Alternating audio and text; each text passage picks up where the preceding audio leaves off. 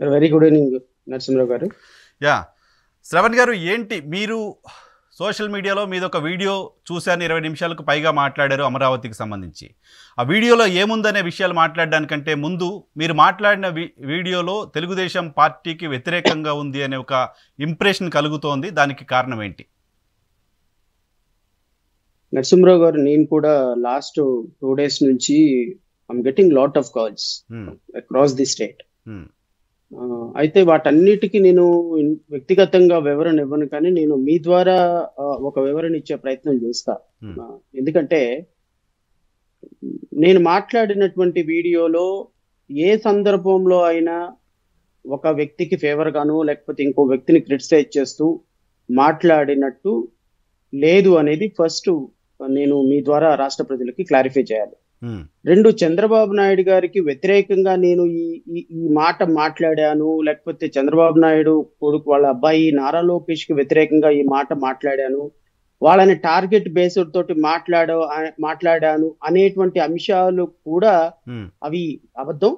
వాటి మీద కూడా నేను కొంత క్లారిఫికేషన్ ఇవ్వాలి. ఎందుకంటే ఇప్పుడు వరకు నేను మాట్లాడినటువంటి మాటలు ప్రభుత్వానికి వ్యతిరేకంగా ఉన్నాయి. 4 సంవత్సరాలు 9 నెలల వరకు కూడా. ఇప్పుడు మాట్లాడినటువంటి మాట ప్రతిపక్షానికి వ్యతిరేకంగా ఉంది. That is the only the difference నేను మీ డ్రా చేయాలనుకుంది. నేను మళ్ళీ మీ ద్వారా రాష్ట్ర ప్రజలకి కానీ, లేకపోతే తెలుగుదేశం మీడియా కావచ్చు, తెలుగుదేశం సపోర్టర్లకు కావచ్చు, వైసీపీ వాళ్ళకి కావచ్చు, నేను చెప్పదలుచుకుంది ఏంటంటే, నేను మాట్లాడింది వాస్తవం. అయితే వాస్తవాన్ని ఏ సందర్భంలో చెప్పాలో ఆ సందర్భంలో చెప్పాను. నేను ఇప్పటి వరకు ప్రతిపక్షాలన్నీ కూడా పాలక పక్షం మీద ఫైట్ చేసే సందర్భంలో ప్రతిపక్షాలన్నీ కొట్టుకొని నువ్వు అట్లా నువ్వు ఇట్లా అని అనుకోవు.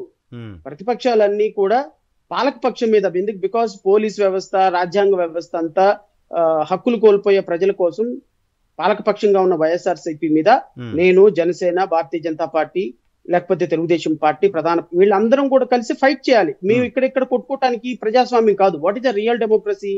రియల్ డెమోక్రసీ అంటే పాలక పక్షం మీద ప్రతిపక్షాలు పోరాటం చేయాలి. ఇక నుంచి చేయాల్సింది రాజకీయం. నేను ఒక పార్టీ పెట్టుకున్నాను. నేను ఎవరికి ఊడిగం చేయటానికో లేకపోతే ఎవరికి సలాం కొట్టడానికో రాలేదు. నేను ఒక పార్టీ పెట్టుకున్నా. నా పార్టీ అభ్యర్థులు రేపొద్దున 175 కాన్స్టిట్యున్సీలోకి వెళ్ళి, అమ్మా ఇదిగో మా అధ్యక్షులు, ఇదిగో మేము ఇలా చేస్తాం, ఇది చేస్తాం, ఇదిగో తెలుగుదేశం పార్టీ అన్యాయం చేసింది, వైఎస్ఆర్సీపీ అన్యాయం చేసింది, భారతీయ జనతా పార్టీ అన్యాయం చేసింది, జనసేన అన్యాయం చేసింది, ఈ రాష్ట్రానికి మొదటిసారిగా మేము వస్తున్నాము, మాకు ఓటేయండి అని అడగాలి అంటే రాజకీయంలో అన్ని పార్టీలను నేను విమర్శించాలి తప్ప అన్ని పార్టీలు సమర్థించుకుంటా పోతే నాకు ఓటు అడిగే హక్కు ఉండదు కదా. మీరు బాగా చెయ్యలేదు అని చెప్పిన రోజున నేను ఓటు అడగలుగుతా. సో ఆ ప్రాసెస్ లో భాగంగా ఇంతకు ముందు ఆంధ్రప్రదేశ్ రాష్ట్రానికి జరిగినటువంటి అన్యాయాన్ని నేను సీక్వెన్స్ లో చెప్పాను అంతే. అది వ్యక్తిగతంగా చంద్రబాబు నాయుడు గారిని టార్గెట్ చేసింది కాదు, నారా లోకేష్ ని టార్గెట్ చేసింది కాదు, జగన్మోహన్ రెడ్డిని టార్గెట్ చేసింది కాదు. నేను అదే వీడియోలో మీరు క్లియర్ గా వింటే, చంద్రబాబు నాయుడు గారు అమరావతిని కొద్దో గొప్ప ప్రయత్నం చేశారు, డెవలప్ చేయడానికి ప్రయత్నం చేశారు, అమరావతిని నిర్మించడానికి ప్రయత్నం చేసిన దాంట్లో సింహభాగం చంద్రబాబు నాయుడు గారికి భాగస్వామ్యం ఉంది. చంద్రబాబు నాయుడు గారు వేసిన మినిమం ఫౌండేషన్ ని కంటిన్యూ చేయకుండా అమరావతిని జగన్మోహన్ రెడ్డి చంపేశాడు అని చెప్పాను నేను. అమరావతి ప్రజల్ని 2014 నుంచి 19 వరకు వాళ్ళకి రావాల్సినటువంటి ప్రాపర్ వేలో అమరావతిని ఫిక్స్ అయిపోవటం వల్ల ఈ రోజు 30,000 మంది కుటుంబాలు రోడ్డున పడ్డాయి అని చెప్పాను నేను. చట్టబద్ధం చేయలేదు అని చెప్పినట్టున్నారు. నేను ఒక్క మాట చెప్తాను, మీ ద్వారా ఒక్క మాట చెప్తా. ఇప్పుడు కొన్ని వేల మంది భూములు ఇచ్చినప్పుడు వాళ్ళకి రీకాన్స్టిట్యూటెడ్ ఫ్లాట్స్ ఇవ్వాలి నరసింహరావు గారు. రీకాన్స్టిట్యూటెడ్ ఫ్లాట్స్ రోడ్లు వేసి లైట్లు వేసి ఇవ్వడానికి 2,000 crores కంటే ఎక్కువ పట్టదు. 2,000 crores కంటే ఎక్కువ పట్టదు. కానీ అప్పట్లో 2,000 crores ఎక్కువైపోతాయి అని ఒక్కళ్ళకి కూడా రీకాన్స్టిట్యూటెడ్ ఫ్లాట్స్ ఇవ్వకుండా 10,000 కోట్లు పెట్టి పసుపు కుంకుమ ఇచ్చారు. దానివల్ల ఇప్పుడు పసుపు కుంకుమకి 10,000 కోట్లు ఖర్చు పెట్టినప్పుడు 2,000 కోట్లతో రీకాన్స్టిట్యూటెడ్ ఫ్లాట్స్ ఇవ్వలేరా? ఈ రోజు వాళ్ళకి ఫ్లాట్లు వాళ్ళు ఇచ్చినట్టు వాళ్ళ బాధలు వాళ్ళు పడేవాళ్ళు కదా. సో ఇలాంటి చిన్న తప్పులు చేయటం వల్ల అమరావతిని లీగల్ గా ఫిక్స్ అయిపోవటం వల్ల కొన్ని వేల మంది కుటుంబాలు రోడ్డున పట్టాయి. అవి తప్పు అని చెప్పాను నేను. అది సో ఈ రోజు అమరావతిలో ఇబ్బందులు పడుతున్న వాళ్ళ ఇబ్బందులకు జగన్మోహన్ రెడ్డి గారు ఎంత కారణమో తెలుగుదేశం పార్టీ కూడా అంతే కారణం అని చెప్పదలుచుకున్నారా? కేవలం తెలుగుదేశం పార్టీయే కారణం అని చెప్పదలుచుకున్నారా? అప్పుడు లీగల్ గా ఫిక్స్ పోవడం వెనక రీజన్ ఏంటి యాజ్ ఫర్ యూ? అసలు తెలుగుదేశం పార్టీ చేసినటువంటి తప్పిదాలను జగన్మోహన్ రెడ్డి వచ్చిన ప్రభుత్వం కరెక్ట్ చేయకుండా ఇంకా తప్పిదాలు చేసి రెండు ప్రభుత్వాలు కలిసి అక్కడ ఉన్న 35,000 మంది రైతుల జీవితాలను మృగ్యం చేసినాయి. దీనికి చంద్రబాబు నాయుడు గారు ఎంత కారణమో ఈక్వల్లీ జగన్మోహన్ రెడ్డి గారు అదే కారణం కదా.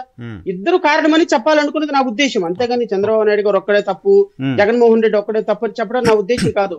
ఈ రెండు ముఖ్యమంత్రిగా పొలిటికల్ సిస్టమ్ లో చంద్రబాబు నాయుడు అమరావతిని క్యాపిటల్ అనౌన్స్ చేశాడు కాబట్టి నేను దాన్ని కొనసాగించకూడదు అని జగన్మోహన్ రెడ్డి పర్సనల్ గా రివెంజ్ తీసుకున్నారు.